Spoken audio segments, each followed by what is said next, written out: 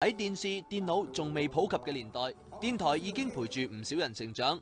為咗慶祝開台25週年，一個電台就喺呢晚舉行咗個音樂會，邀請多位歌手獻唱，分享喜悅，包括張智霖、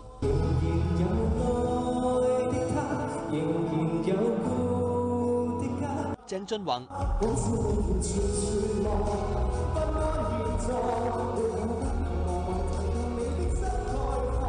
陳柏宇、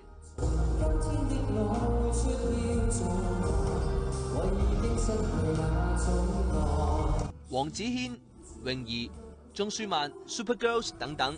Chilam 出咗名係24孝老豆，繼早前同老婆袁詠儀帶住仔仔魔童歐遊之後，最近佢仲即興帶魔童去 BBQ， 即時開 live 同網友與眾同樂添。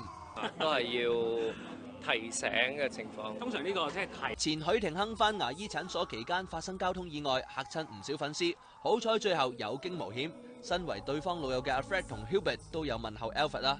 其實我係點得知嘅咧？我係喺嗰啲新聞嘅 Apps 彈出嚟嗰啲 pop up 嗰啲新聞咧，我見到哇咦！我嗰下當堂嚇一跳，因為佢個 headline 咧都幾咩嘅，即係幾寫到好嚴重咁樣嘅。咁我即刻就有 message 佢啦。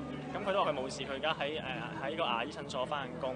我都有啊，我都尋晚有 send message 過去，咁佢都即刻覆翻。咁啊知道人冇事就 OK。冇事啦。